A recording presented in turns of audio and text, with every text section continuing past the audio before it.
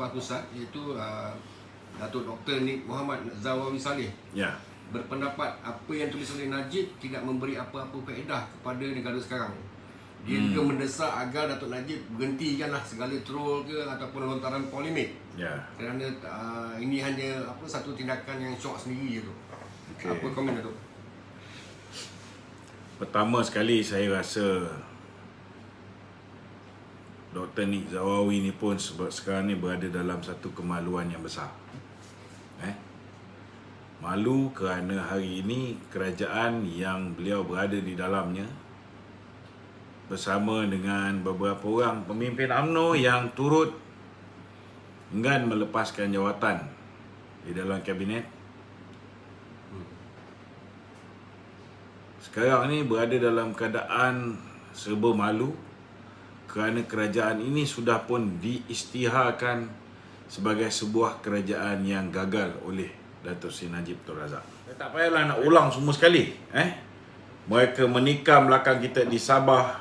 Mereka tidak membahagikan kursi-kursi timbalan Perdana Menteri, membagikan kursi-kursi menteri secara adil dan saksama. Banyak benda yang mereka ini gagal bersifat adil kepada kita. Ada kau dengar Dewan Ulama PAS keluar kenyataan apa-apa? Ada kita dengar pengurusi Dewan Ulama PAS Nik Zawawi ni keluar kenyataan apa-apa? Tak ada. Tak ada. Betul tak? Ya. Jadi saya rasa Dr. Nik Zawawi ni tidak bersifat adil kepada Datuk Seri Najib Tun Razak. Pertama. Kedua, kita lihat banyak isu-isu kepentingan rakyat yang selama hari ini dijuarai oleh PAS. Contohnya, kita punya cabutan nombor ni daripada 8 meningkat kepada 22 satu tahun di bawah pemerintahan Kerajaan Perikatan Nasional. Ada kau dengar apa-apa daripada pengurusi Dewan Ulama PAS ni? Tak ada. Apatah lagi cerita pasal RUU 355 yang sudah dibakul sampahkan. Tidak ada sebarang kenyataan yang dikeluarkan oleh pengurusi Dewan Ulama PAS. Apabila pemimpin-pemimpin UMNO nak dipenjarakan oleh Muhyiddin Yassin kerana bimbang pemimpin-pemimpin ini akan mengambil alih tempat Muhyiddin sebagai Perdana Menteri. Ada kau dengar ulasan daripada Nik Zawawi? Tak ada. Maknanya Nik Zawawi gagal untuk bersifat adil terhadap penindasan penganiayaan yang dilakukan oleh Muhyiddin terhadap pemimpin UMNO. Bila mana kita bagi cadangan di awal PKP, Muhyiddin terima dengan baik. Orang angkat martabat Muhyiddin menjadi abah. Tetapi bila dia mula angkuh, bila dia mula menolak secara mentah-mentah cadangan, nak beritahu dengan Nik Zawawi ni, bukan Datuk Seri Najib tidak ada memberikan cadangan yang membina kepada negara. Banyak. Banyak. Beribu kali lebih banyak daripada mana-mana ahli Parlimen PAS. Banyak. Beritahu saya sampai hari ini apa idea bernas yang Nik Zawawi pernah ketengahkan untuk negara. Ada ke? Tak ada. Yelek pocik tak ada. Yang setiap hari tak pernah miss bagi cadangan, bagi itu, bagi ini, bagi pendedahan, ialah Datuk Najib. Dan atas kesedaran itulah, saudara, saya nak beritahu, kedudukan UMNO dan PAS cukup mantap. 7 pilihan raya kecil menang berturut-turut. Mungkin Nik Zawawi buta tak pernah nampak benda ni. Tapi saya nak beritahu, rakyat Malaysia termasuk rakan-rakan PAS di peringkat akar umbi nampak apa yang disumbangkan oleh Datuk Seri Najib Tun Razak. Nik Zawawi tak boleh nampak kerana mata dia sudah dikaburkan dengan jawatan yang diberikan oleh Muhyiddin Yassin. Hari ini kerja dia mengampu Hamzah Zainuddin. Hari ini kerja dia mempertahankan kerajaan Muhyiddin Yassin kerana dia tahu pilihan raya akan datang. Mereka akan bersama dengan PPBM. Suka tak suka, daripada sekarang mereka kena hancurkan nama baik pemimpin UMNO. Itu saja. We are not stupid, Nik Zawawi. Kita bukan bodoh. Saya nak beritahu dengan tuan-tuan, apa tak pentingkah dibangkitkan bagaimana negara hari ini semakin hari semakin banyak berhutang. Kenapa berhutang? Kerana kerajaan kamu, Perikatan Nasional Kerajaan gagal. Kenapa gagal? Kerana tak tahu macam mana nak memperbagaikan sumber pendapatan negara. Akhirnya kerja kamu tak lain tak bukan hanya jual aset negara, hanya pinjam untuk menjanamkan lagi negara. Itu je yang kau tahu. Bila orang bagi idea, bila orang bagi cadangan, kau kata idea yang membuang masa, syok sendiri, untuk menambah sukaan, menambah like. Kepala bapak dia. Haram jadah punya ayat ni. Apa benda ni? Nama saja Dewan Ulama PAS. Perangai macam haram jadah. Ketua dia kan. Ini ketua ni. Ketua. Jambang bukan main lagi. Tapi Allah Akbar, mulut macam longkang. Pakai otak lah. Hari ni orang menderita kat bawah ni. Apa kau orang PAS buat? Beritahu saya. Apa Dewan Ulama PAS buat? Ada buat apa-apa? Tak ada. Tutup mulut. Kunci mulut. Rakyat sengsara. Nak makan pun tak boleh. Apa pun tak boleh. Meniaga tak boleh. Pasar malam dah tutup. Ramadan punya gerai semua tutup. Duit, pinjam duit Along. Pinjam duit. Ambil duit daripada Sina Aisina. Dapat duit ni gunakan untuk modal. Dapat modal, meniaga. Tiba-tiba suruh tutup. Siapa nak tanggung? Bapak kau orang nak tanggung ke? Siapa nak tanggung? Cakap. Senang-senang mulut cakap. Kata Datuk Seri Najib suka-suka troll untuk dapat like. Kau ingat dia dapat like, dia boleh bebas daripada penjara? Kau orang fikir dia dapat like, ada tambah pendapatan dia melalui Facebook dia? Facebook dia pun dia tak monetize tau. Cakap tu biarlah sopan santun sikit.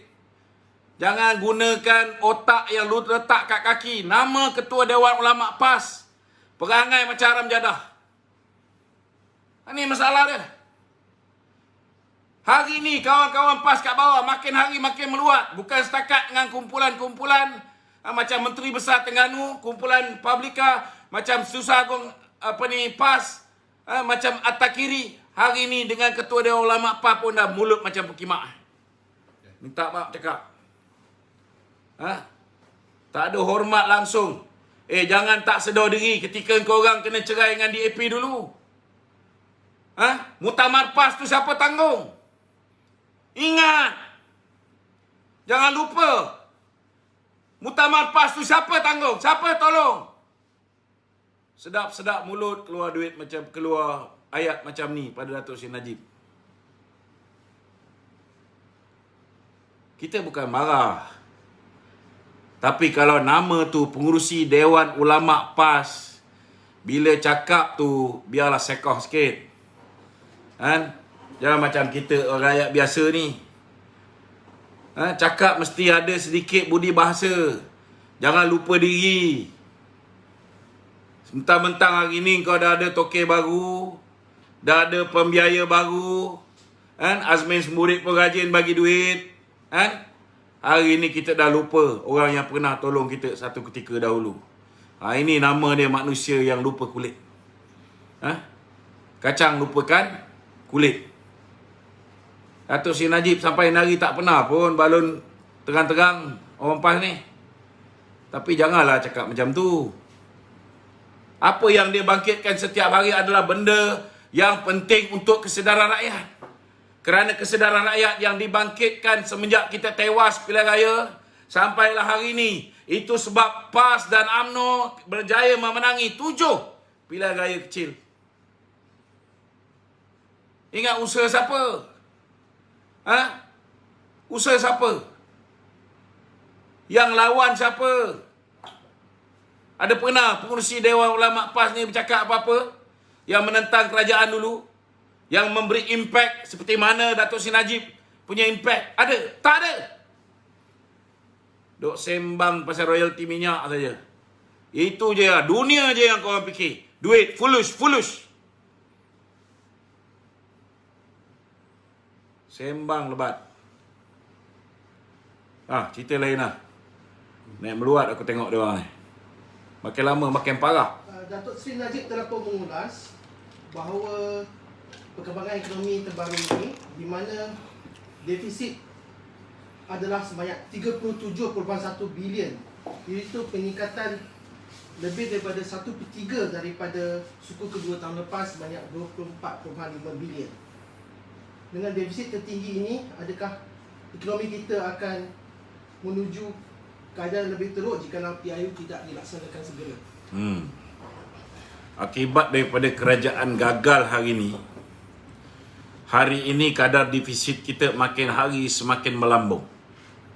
Defisit ni tuan-tuan, maksudnya perbelanjaan kita melebihi pendapatan kita. Kenapa perbelanjaan kita melebihi pendapatan kita? Kerana kita ada kerajaan bodoh. Termasuklah dalam kerajaan itu ialah pengurusi Dewan Ulama PAS yang hari ini tak mau Datuk Seri Najib terus mempersoalkan ke mana perginya duit yang dipinjam. Pengurusi Dewan Ulama PAS ini tak mau Datuk Seri mempersoalkan kenapa sehingga hari ini tidak ada sebarang tindakan diambil kepada Zeti Akhtar Aziz. Setakat kadar defisit tuan-tuan makin lama makin banyak. Bursa saham Kuala Lumpur semakin merudum. Kita lihat mata wang kita makin jahanam. Kita lihat foreign direct investment jatuh dengan teruknya. Pelabur lari. Kadar pengangguran meningkat, saudara. Ini kita kena bercakap setiap hari supaya tidak ada yang masih lagi buta tentang benda ni, tuan-tuan. Kita celikkan mereka. Kita sedarkan Dewan Ulama PAS yang sedang tidur ni. Terutamanya ketuanya yang sedang tidur ni. Kita buka mata mereka. Jangan mereka duk ingat royalti minyak je. Jangan mereka duk ingat jawatan mereka dalam kerajaan saja. Dulu sebelum dapat kuasa, bukan main lagi. Perjuangkan itu, perjuangkan ini. Suruh berhentikan judi. Hari ini kamu jadi taik. Jadi taik yang merembat judi punya duit. Apa jadi? Mana pergi janji-janji sebelum ni? Cakap sembang lebih. Tapi hari ini kepribadian kamu sebagai Ketua Dewan Ulama PAS langsung tak dipaparkan. Tidak ditunjukkan dengan jawatan yang kamu sandang. Orang duk bangkit, mana pergi duit-duit ini? Orang duk bangkit, apa sudah jadi sehingga negara mempunyai hutang melebihi 1 trilion? Itu kamu kata syok sendiri nak menaikkan jumlah likers. Kepala bapa. Minta maaf cakaplah. Ulama kalau dah buat perangai macam haram jadah macam ni, minta maaf cakap. Kita tak ada hormat ulama macam ni.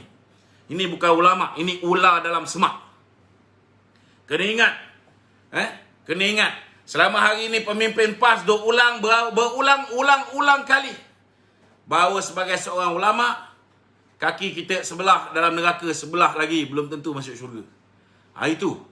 Jadi ini salah satu contohnya. Ini salah satu contohnya. Nik Zawawi ini salah satu contoh yang terbaik bagaimana seorang ulama lupa bila dia berada di dalam kuasa. Bila dia berada dalam kerajaan, sepatutnya dia membela nasib rakyat yang hari ini kena denda 50,000. Ada kita dengar? Ada kita dengar kenyataan daripada ulama-ulama PAS? Tak ada.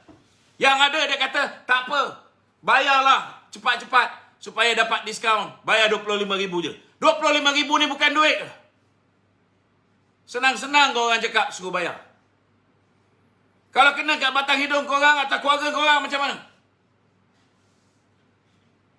Pakai serban bergulung-gulung. Perangai macam ni. Langsung tak fikir langsung pasal rakyat. Hari ni duk sibuk pasal sigang korang je. Hei, minta maaf lah. Perangai korang ni makin hari makin meluat orang tengok tau. Hari ni rakyat ni makin lama makin menyampah. Jangan ingat korang boleh berselindung di sebalik serban. Korang boleh selindung di sebalik janggut korang tu. Kalau perangai macam ni, lembu pun boleh kenal lah. Yang mana satu pejuang rakyat, yang mana satu pejuang Islam, dengan mereka yang hanya cintakan harta, tahta dan wanita. Diorang boleh ingat. Jangan ingat diorang ni lupa. Dulu sebelum berkuasa, lain rupa dia. Dah berkuasa satu demi satu perubahan. Dan hari ini amat menyedihkan. Amat menyedihkan. Cukup menyedihkan. Hilang semua. Tunggulah nanti bila muktamar PAS. Korang tengok nanti apa nasib korang. Ahli PAS dekat akar umbi pun akan humban korang ni semua sekali. Yang masih lagi nak bekerjasama dengan Muhyiddin, mengangkat Muhyiddin, mengampu Muhyiddin, mempertahankan Muhyiddin bermati-matian ni, kau tengok nanti nasib korang. Belum tentu akar umbi PAS boleh terima korang dalam pemilihan parti yang akan datang. Kena ingat. Di mana kes di ICU sudah naik 352 berbanding 187. Kematian 7 hari lepas pun sudah berjumlah 102 daripada 54. Dan juga Duli Yang Maha Mulia Sultan Johor pun sudah berpesan sekiranya PKP yang lebih ketat perlu dilakukan. Biarlah ianya dibuat untuk kali terakhir tetapi berkesan. Orang ramai juga memainkan peranan masing-masing. Adakah bermakna sudah sampai masa dipertimbangkan diadakan segera sidang parlimen dan mungkin juga PRU perlu dilaksanakan? Pertama sekali saya beritahu, saya setuju dengan kenyataan yang dikeluarkan oleh Baginda Tuanku. Kenyataan ini selari dengan apa yang selama hari ini Datuk Seri Najib cakap. Kalau kita nak buat PKP, kita buat PKP betul-betul. Kalau nak suruh orang kurung, kurung betul-betul. Bukan PKP setengah masak, lepas tu kau drag 1 tahun lebih. Sehinggakan negara ekonominya lumpuh. Sehingga rakyat lebih cepat mati kerana tak makan, lebih cepat mati kerana gagal menyediakan makan minum untuk anak-anak, daripada mati kerana COVID-19. Itu yang dimaksudkan. Kalau nak buat sesuatu, buat secara bersungguh-sungguh. Tapi saya nak beritahu, kerajaan Muhyiddin tak mahu hentikan COVID-19 ni. Sebab apa dia tak mahu hentikan COVID-19? Sebab hanya dengan adanya COVID-19 ni, dia boleh sambung darurat daripada 1 bulan sehingga 1 bulan 8 naik kepada 31 Disember. Apa bukti dia? Bukti dia senang. Kita tengok kenyataan yang dikeluarkan oleh Menteri Keselamatan Ismail Sabri. Dia mengatakan pada 26 hari bulan. Apa dia kata? Dia kata kita tidak membenarkan mana-mana pesawat ataupun warga daripada India untuk masuk ke dalam negara ni. 26 hari bulan 4. Betul tak? Hari ni berapa hari bulan?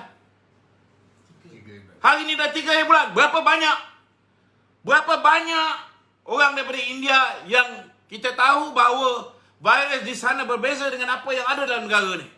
Virus di sana mutate, berkembang. Lebih dahsyat dia punya kesan dia. Orang yang sihat pun boleh mendatangkan bahaya kepada orang yang sihat. Virus COVID sebelum ni tak ada masalah. Orang sihat kena, tak ada masalah. Tetapi virus ini, dia bukan macam virus COVID yang pertama. Duduk di kerongkong 4 hari. Tak ada. Virus yang mutate datang daripada India ni tuan-tuan, 2 hari dah boleh masuk ke paru-paru. Bahaya tak bahaya? 2 hari dah boleh masuk ke paru-paru. Kita suruh dia buka pintu ekonomi, buka pada semua, dia tak nak buka. Tapi warga India yang dah terang-terang, dia orang declare takkan dibenarkan masuk. Boleh masuk. Sebab apa mereka benarkan masuk? Sebab mereka mahu virus ini masuk dalam negara. Bila virus ini masuk dalam negara, bahawa kita punya kadar orang yang dijangkiti COVID akan meningkat dengan mendadak.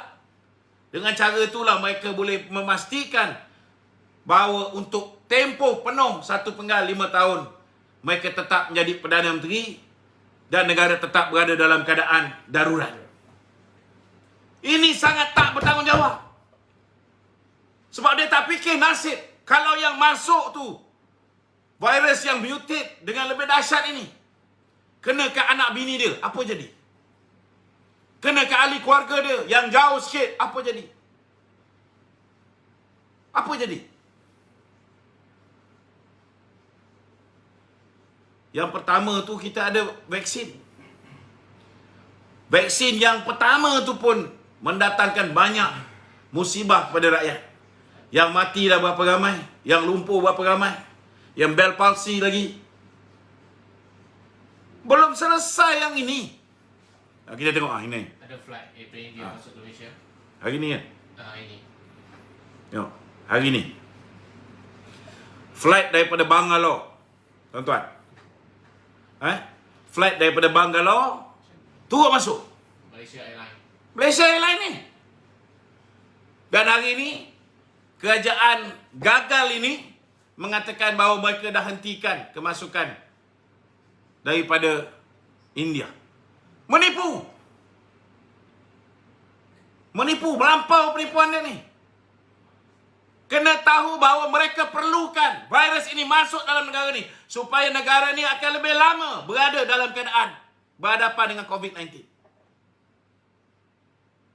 The only reason because this bloody mutant want to stay in power. That's all. And all the rakyat will have to pay for it. Supaya dia boleh terus gunakan duit negara, boleh terus pinjam untuk memastikan projek direct nego terus diberikan. Saya nak beritahu, kita ni hormat, tetapi jangan sampai orang yang tidak hormat akan mendedahkan siapa yang mendapat projek direct nego ni. Jangan sampai satu keadaan apa yang berlaku di Bangkok akan berlaku di Malaysia. Kena ingat ni. Kita masih ada hormat lagi. Kita masih lagi bertahan kerana nak mempertahankan institusi diraja. Tetapi jangan sampai orang lain yang tak hormat institusi diraja akan membuka satu persatu. Sekian.